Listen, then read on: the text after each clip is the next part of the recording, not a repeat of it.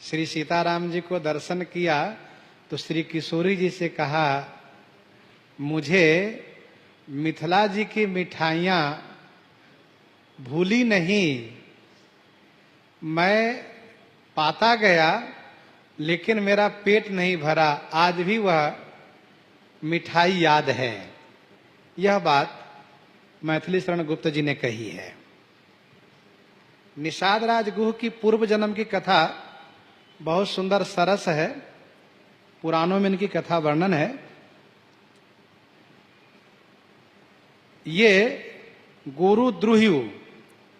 गुरुद्रुह्य नाम के भिल्ल थे। ये भिल्ल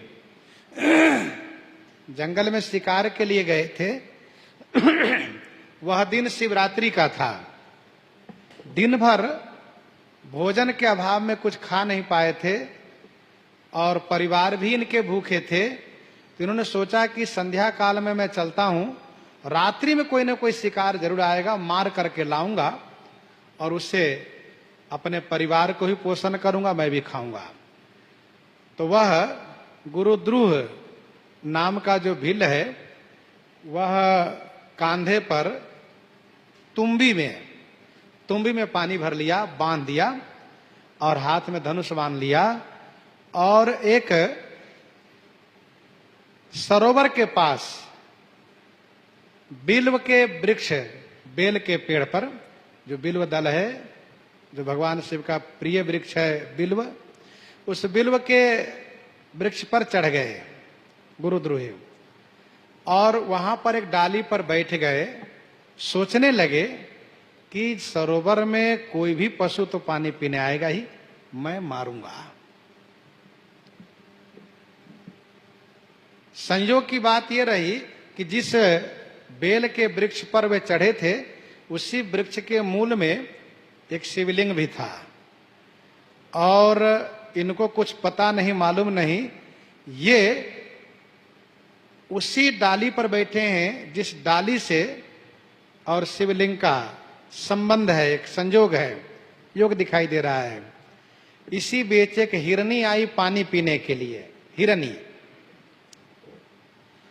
तो जैसे इन्होंने देखा वैसे तुरंत धनुष पर बाण का संधान किया और धनुष पर बाण का संधान किया तो धनुष बाण संधान करने से इनके कांधे पर जो तुम्बी बंधी थी, तुम्बी जिसमें पानी भरा था, वह तुम्बी हिल गई, उसमें से पानी छलका और वह शिव जी के शिवलिंग पर पड़ा। चूंकि शिवरात्रि का दिन है, ये शिवरात्रि की रात है, शिवरात्रि की रात है ये तो। और इसके बाद धनुष बाण को संधान करने में बिल्व के कुछ पत्ते, बिल्व दल, बेल के कुछ पत्ते गिर गए तो तुम्बी से पानी और वृक्ष से पत्ते गिर गए शंकर जी के शिवलिंग पर। उसका प्रभाव यह हुआ कि उनके बहुत से पाप नष्ट हो गए। इसी बीच उस हिरनी की दृष्टि पड़ी आहट मिलने से कि लगता कोई है। तो जैसे हिरनी ने देखा कि मुझे मारने के लिए धनुष बाण का संधान हो चुका है, तब उन्होंने करुण स्वर में ये कहा कि आपसे मेरी प्रार्थना है, कृपा करके मुझे थोड़ा समय दीजिए, मैं जा रही हूं अपनी बहन के पास, अपने बच्चों के पास, जहां मेरे पति भी हैं। मैं अपने बच्चों को, मैं अपनी बहन व अपने पति के हवाले करके मैं आती हूं, फिर तुम मुझे मारना। मैं सौगंध पूर्वक कहती हूं, विश्वास करो, मैं आऊंगी अवश्य। अनजान में सही, लेकिन शिवार्चन जो उनसे हो गया था, उसके प्रभाव से उनके मन में यह विचार है कि कोई बात नहीं, जाने दो, अच्छा ठीक है तुम जाओ, आना जरूर, भूलना नहीं। हिरणी ने कहा मैं आती हूं और हिरणी गई। इसी बीच दूसरी हिरनी आ गई और दूसरी हिरनी वह कोई और नहीं थी, उन्हीं की बहन थी। और उसको मारने के लिए जब इन्होंने धनुष पर बाण का संधान किया तो फिर पानी गिरा, बिल्वदल गिरा। अब उसी भांति से इस हिरणी ने भी कहा कि कृपया मुझे समय दीजिए, मैं अपनी बहन से बहनोई से मिल के आती हूं और इसके बाद फिर आप मुझे मारना, मैं सौगंध पूर्वक कहती हूं। अच्छा ठीक है, तुम भी जाओ। इसी बीच थोड़ी देर के बाद एक बढ़िया हिरन आया, फिर उन्होंने वही काम किया, फिर पानी गिरा तुम्बी से, बिलवदल गिरा, और जैसे मारना चाहे वैसे उनकी दृष्टि पड़ी। उन्होंने कहा नहीं नहीं, अभी मुझे मत मारिए आप, मुझे अपनी पत्नी से बच्चों से मिलने दीजिए, थोड़ा सा समय दीजिए, मैं अभी गया और आया, एक बार मैं उनसे कह कर आ जाऊं कि मैं जा रहा हूं, जिससे वे चिंतित नहीं होंगे, परेशान नहीं होंगे। कहा ऐसी बात है। यद्यपि वह गुरुद्रोह भील भूखा है और परिवार भी उसके प्रतीक्षारत है कि कब आवे कब आवे, लेकिन फिर भी इन्होंने दयावश छोड़ दिया। कहा जाओ जल्दी आना, जाओ। अभी बैठे सोच रहा है ऊपर, बताओ, हिरनी आती वो भी कहती मुझे जाने दो, हिरन आता वो भी कहता मुझे जानो। अब इस प्रकार से मैं सबको जाने दूंगा तो मुझे तो कुछ मिलेगा नहीं, मेरे परिवार को क्या मिलेगा, कुछ नहीं मिलेगा।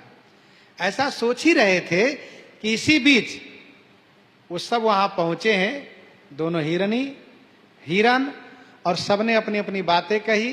तो दोनों हिरनी और हिरन जब चले हैं तब बच्चों ने कहा हम क्यों रहेंगे, हम भी चलेंगे, हम यहां नहीं रहेंगे। सब के सब आए। अब की बार जैसे ही इन्होंने देखा वैसे इनका हृदय द्रवित हो गया, क्योंकि अनजान में शिव जी की पूजा हो गई है और शिवरात्रि का व्रत हो गया है। क्योंकि अभाव में खाने के लिए अभाव था, इसलिए दिन में कुछ खाया नहीं, अभी तक कुछ खाने का मिला नहीं, इसलिए अनजान में ही सही व्रत हो गया है, शिवार्चन हो गया है, और शिवरात्रि की पूजा की बड़ी महिमा है। इसीलिए सत्योपाख्यान में सब विस्तार से वर्णन है। इसीलिए इनके हृदय द्रवित हो गया और मन में बड़ी ग्लानि हुई। कहा देखो ये पशु है, अपने वचन के पक्के हैं,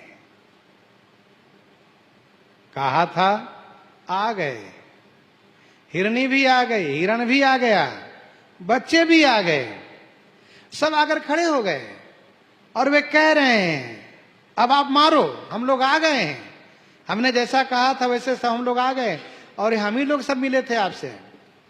अब इनके हाथ कांपने लगे, जो दिन रात हिंसा करने वाला उसका हाथ कांप गया, हृदय में कंपन हुआ, ग्लानि होने लगी, अरे मैं कैसा पापी हूं बताओ। ये पशु हो करके अपने वचन के पक्का निकला, परमार्थ पथ में इन्होंने जो कहा वो किया, और एक हम मनुष्य हैं। बताओ, इन पशुओं को मारने के लिए हम अपना धनुष बाण उठाए हैं। तब उसने कहा हे हिरण समूह, हे हिरण हिरनी, तुम्हारा मंगल हो, तुम सब भाग जाओ, जल्दी से भाग जाओ, तुम में से किसी को नहीं मारूंगा, क्योंकि तुम लोगों को देख करके मेरे हृदय में दया आ रही है, मैं नहीं मारूंगा, तुम सब जाओ। यूं कह करके बड़ा दुखी हुआ वह भिल्ल, भगवान शिव प्रकट हो गए और शिव जी ने कहा भिल्ल तुम बड़े धर्मात्मा हो। फिर भिल्ल से कहा कि सुनो, अगले जन्म में तुम्हारे घर श्री राम जी आएंगे और तुम श्री राम जी के मित्र बनोगे, और रही बात भूख प्यास की, तो मैं आशीर्वाद देता हूं तुम्हारे और तुम्हारे परिवार के भूख प्यास समाप्त हो जाएगा, तुम सुखी हो जाओ। क्योंकि पुण्य जो हो गया है ना, देखो भाई, पुण्य हो जाने से सुख मिलता है, पुण्य पुरुष का मही सुख छाई। तो सुकृत बन गया शिवरात्रि के पूजा और जागरण से, उपवास से। अब ये इधर आए और उधर भगवान शिव ने उन हिरणों पर भी कृपा दृष्टि करके कहा तुम सबका कल्याण हो, और वे सब शरीर छोड़ करके भगवान शिव के धाम जाते हैं। इधर इनका जन्म श्रृंगवेरपुर में होता है। श्रृंगवेरपुर में जब इनका जन्म होता है तो कुछ काल के बाद श्री अयोध्या जी में चक्रवर्ती महाराजा श्री अवधेश जी के घर में भगवान श्री राघवेंद्र का चार रूप में प्राकट्य होता है, श्री राम, श्री भरत, श्री लक्ष्मण, श्री शत्रुघ्न। श्रृंगबेरपुर के राजा वृद्ध थे, निषाद राजगुह के पिताजी वृद्ध थे। वे श्री चक्रवर्ती जी के लालाओं के जन्म सुन करके, पुत्र जन्म सुन करके न्यौछावरी देने के लिए, भेंट देने के लिए आए श्रृंगबेरपुर से। और जब वापस गए तो केवल श्री चक्रवर्ती जी के चारों पुत्रों को ही बड़ाई करते हैं, उसी में डूबे रहते। आहा, हमारे महाराज के कितने सुंदर लाला हुए हैं। देखो चौथे पन में हुए, लेकिन एक से एक सुंदर, बड़े, मझिले, छोटे, कनिष्ठ, इतने सुंदर लगते हैं, जिनको देखो जी करता देखते ही रहो, इतने सुंदर हैं। सुन सुन करके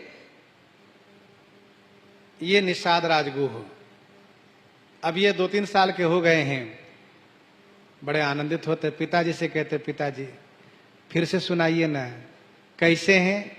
अच्छा सुनाओ। उनको सुनाने में अच्छा लगे, इनको सुनने में अच्छा लगे, बार बार पिताजी से पूछा करें। जब ये 5-6 वर्ष के हुए, तब श्रृंगबेरपुर के राजा ने इन्हीं से कहा, बेटा अब तुम जाओ, और चक्रवर्ती जी महाराज के पुत्र 5 साल के हो गए हैं, 5 वर्ष के हो गए हैं, अब जाओ तुम उनका दर्शन करके आओ। रोज पूछते रहते, रोज परेशान करते हो, जाओ। कहा ठीक है पिताजी, मैं जाऊंगा। क्या लेकर जाओगे?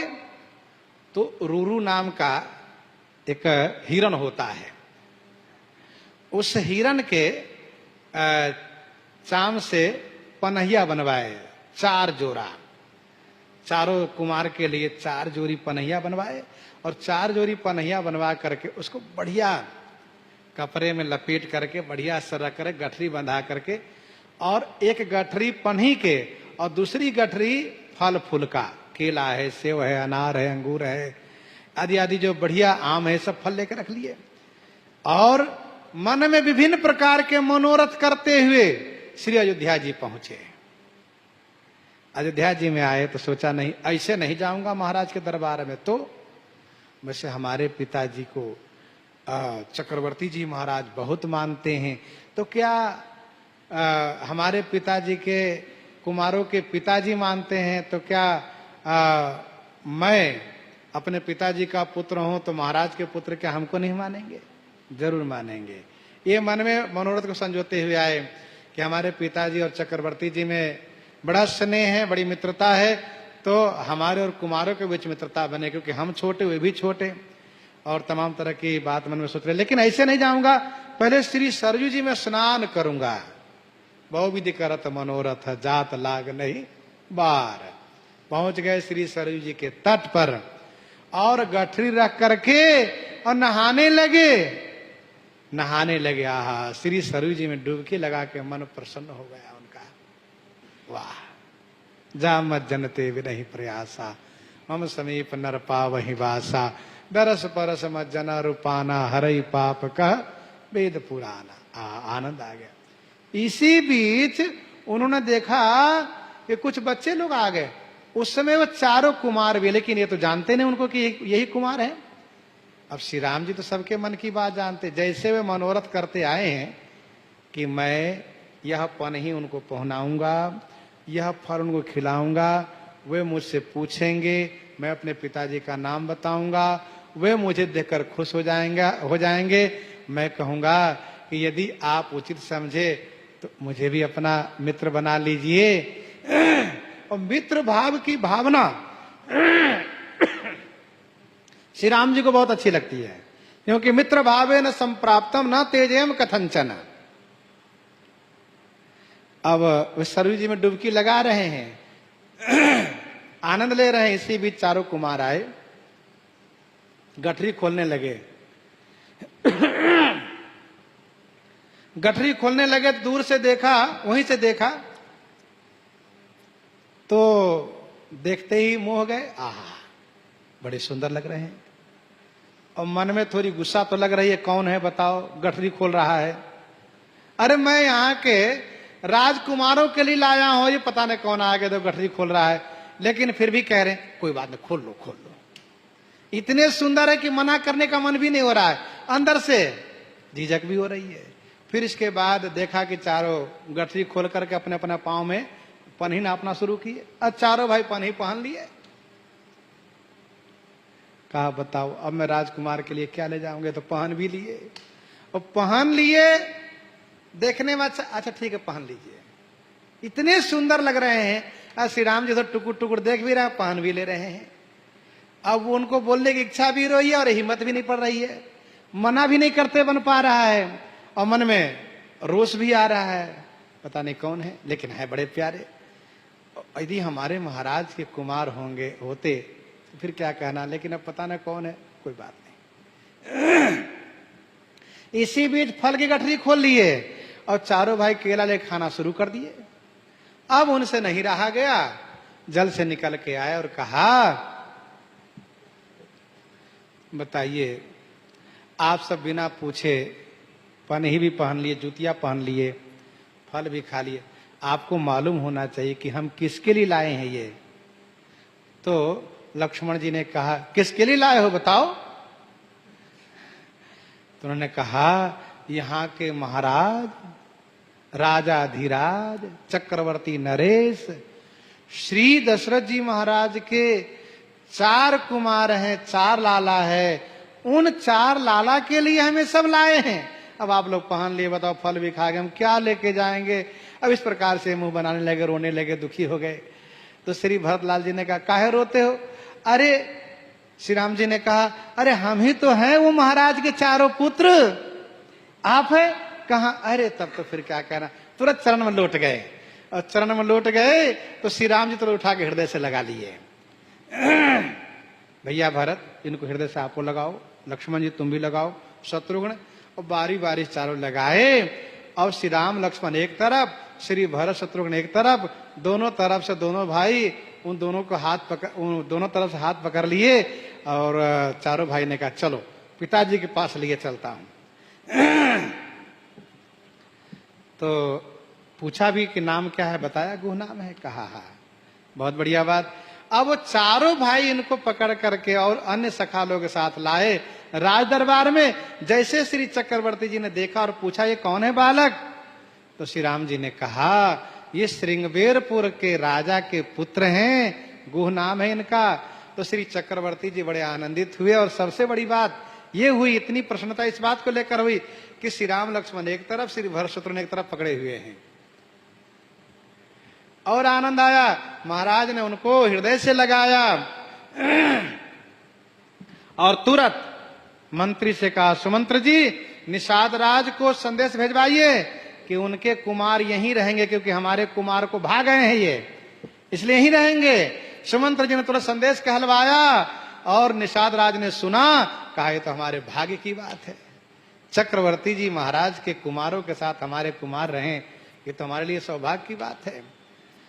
तो संत महापुरुष कहते हैं ये जो निषाद राज गुह के जीवन में इस प्रकार से जो लाभ मिल रहा है, इसका कारण क्या है। इसका कारण है शिवरात्रि के शिवार्चन की ये जो महिमा है उसके प्रभाव से, शिव पूजा का। क्योंकि शिव सेवा कर फल सुत सोई, अविरल भगति राम पद होई। अब श्री राम जी इनके साथ बाल क्रीड़ा में साथ ले जाते हैं। जंगल के रहने वाला निषाद जाति के, भिल्ल जाति का, वो बढ़िया तेज तरार उछलने कूदने वाला, भले ही वो रंग रूप में इन सबके श्री राम जी के परिवार परिकर में नहीं मिलते हैं, लेकिन है बड़े फुर्तेले और बड़े तेज हैं, सब काम में आगे आगे रहते हैं। श्री राम जी के सखा लोग इनसे बहुत ईर्ष्या करने लगे, जलने लगे। बताओ अब श्री राम जी मानते हैं तो विरोध भी नहीं कर सकते, लेकिन अच्छा नहीं लगता है, जब देखो सब जगह आगे आगे कूदते रहते हैं। तो श्री राम जी ने सोचा कि इनके प्रेम का परिचय देना चाहिए। तो श्री राम जी ने कहा मित्रों आज के शिकार में हम लोग जब चलेंगे तो आज के शिकार में जो भी सामने शिकार आएगा उस पर कोई प्रहार नहीं करेगा, केवल मैं करूंगा, श्री राम जी ने कहा। ऐसा कह करके श्री अयोध्या जी के बाहर जो पास में जंगल है वहां पर गए। सब सखा लोग साथ में हैं, सब साथ में चल रहे हैं। इसी बीच हुआ क्या, सामने से सिंह आने लगा, घुरघुराते हुए दहाड़ते हुए सिंह आया। एक बार शिकार को राम गए वन में, तब आए के सिंह पड़ा। भरतादिक संग सखा सकुचे, सुनि रघुनाथ की सोहे बड़ा। अब सिंह निकट में आ गया है, अब किसी की हिम्मत नहीं, क्योंकि श्री राम जी मना कर रखे हैं, कोई प्रहार नहीं करेगा। निषाद गुह ने देखा कि यदि सिंह और थोड़ा आगे बढ़ेगा तो श्री राम जी पर झपट लेगा। श्री राम जी आगे हैं, और यदि कुछ हो गया तो हम श्री चक्रवर्ती जी के पास जाए क्या कहेंगे, इसलिए तुरंत आगे बढ़ करके और सांगी से मार गिराया उसको।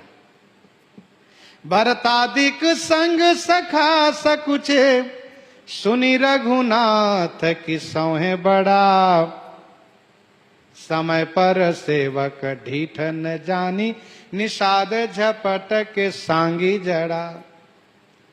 सब सखा लोग खुश हो गए, अब इनको पता चलेगा, सब जगह आगे करते रहते हैं। अब श्री चक्रवर्ती जी महाराज इनको दंडित करेंगे, इनको निकाल देंगे, अच्छा हो भगा दे इसको। श्री राम जी ने कहा तुमने ऐसा क्यों किया, जब मैंने मना किया था तो उन्होंने कहा मुझे जो दंड मिले स्वीकार है, लेकिन यदि आपको कुछ हो जाता तो महाराज के सामने किस मुंह से जाते। यही बात इन्होंने राजसभा में आकर के महाराज से कही। श्री चक्रवर्ती जी ने उनके हृदय से लगाया, कहा निषाद गु, अरे वाह तुमने बहुत अच्छा किया, अब आज के बाद श्रृंगबेरपुर के राजा तुम रहोगे। श्रृंगबेर के राज बकस दियो, पहिराई दियो निज हाथ कड़ा, पहिराई दियो निज हाथ कड़ा। इस प्रकार से निषाद राज श्री राम जी के मित्र हो गए, और कवित्व के माध्यम से जो कथा वो आगे श्रवण करेंगे। इन्हीं के साथ सीताराम सीताराम सीता राम सीताराम सीता।